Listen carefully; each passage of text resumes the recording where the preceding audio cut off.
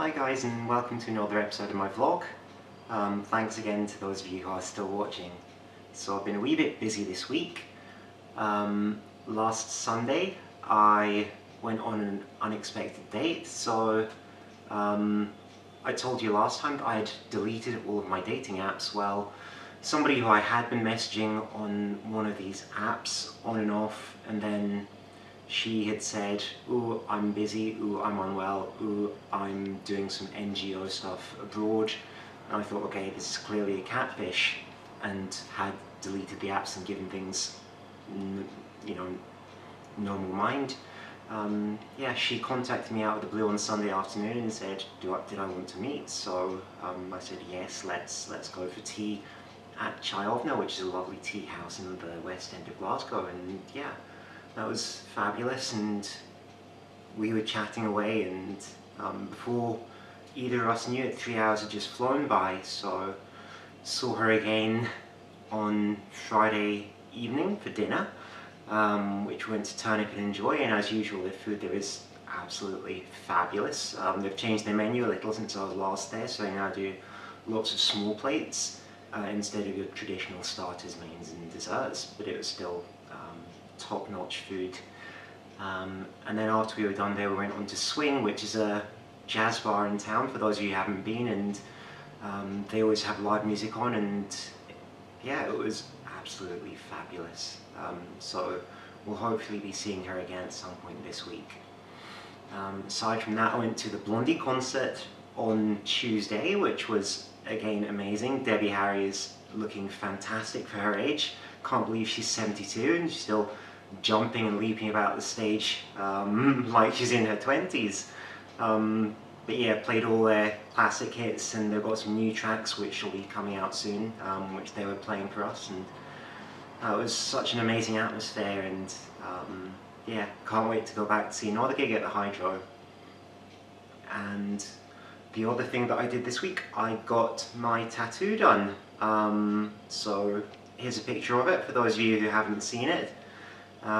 So this is to cover up my self-harm scars, and that was done by Kim Munster at Custom Ink Studios, and I'll be going back in a few weeks' time to get that touched up, just for a colour boost. And aside from that, just been working away, and today I've been making some soup and some veg for the week ahead, but yeah, nothing particularly interesting. So that really brings me on to the topic of this week, which is, I suppose, Feminism 3, and a bit about exclusionary politics versus safe spaces. Like I've said to you many times, I'm not an expert in this field, but I guess I need to briefly introduce the three waves of feminism before I talk about this topic. Now, first wave feminism started probably with the Enlightenment, and that was primarily focused with the events of the Enlightenment, the abolitionist movement and women's suffrage. So going from the late 18th century to the early 20th century.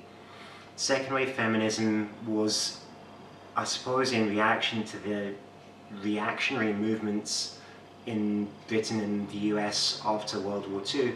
Women had seen an unprecedented amount of freedoms during the war and had been out working, and while the men were all at war.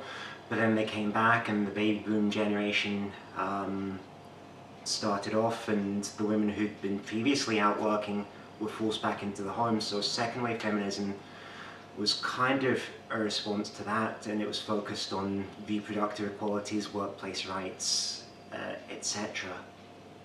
Now, third wave feminism kind of started around the 80s, 90s, and it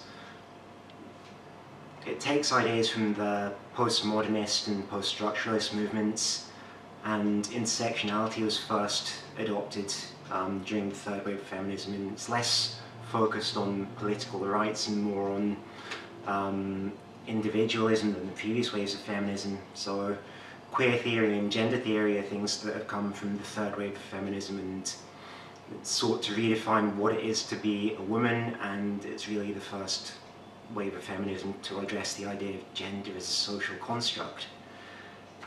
So now we've got that out of the way, what do I mean by safe space? Well, safe spaces are things that are typically associated with students, especially at university, and these are environments that are typically autonomously run by marginalized or underprivileged individuals or groups of society, where they can feel safe and express themselves and discuss matters freely amongst themselves.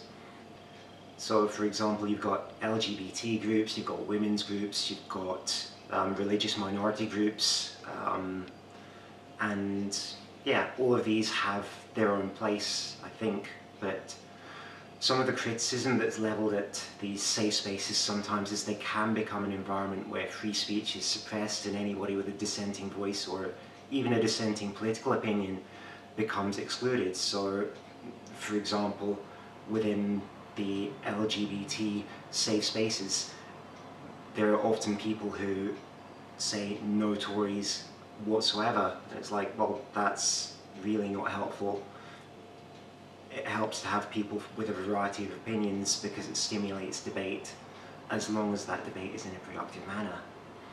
Now, I suppose that brings me on to the term trans-exclusionary radical feminists, or TERFs as the abbreviation is. Now, some people would see that as a term of abuse, but it is what it says, and trans-exclusionary radical feminism is a group of feminism, or a group of radical feminism that says that you can only be a woman if you are born with a female body and with two XX chromosomes, and it seeks to exclude transgender women from the feminism debate, from women-only safe spaces.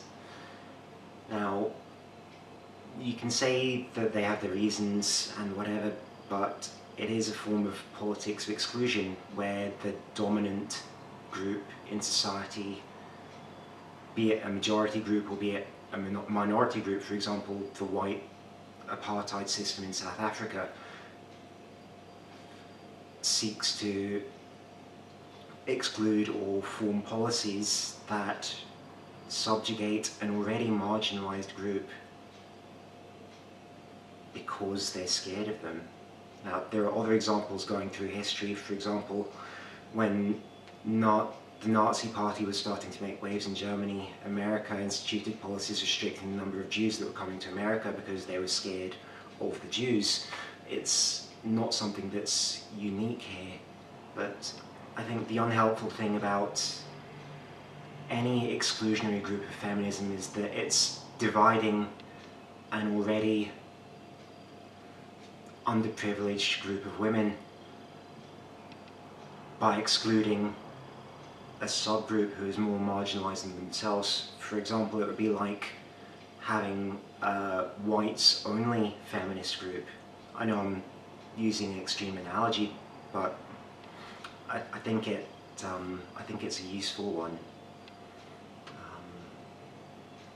Which kind of brings me back onto safe spaces now.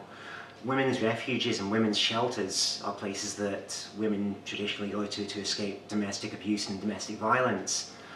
And you know, some people might say that actually we do need these women's shelters to accommodate women who are born women because they may have anxieties or whatever be triggered by the presence of a transgender woman. And I don't know if there's a right or a wrong answer for how you go about addressing that in society, but they may need their own safe spaces, but transgender women will also need their safe spaces. Imagine a 15-year-old transgender girl who's been beaten by her parents and has nowhere safe to go. If that young girl can't go to a women's refuge, where does she go? Does she sleep on the streets? Does she turn to prostitution? It's a difficult situation. And again, like I've said to you guys, more questions than answers, but I hope I've given you some food for thought for today, and please tune back in next week. Bye for now.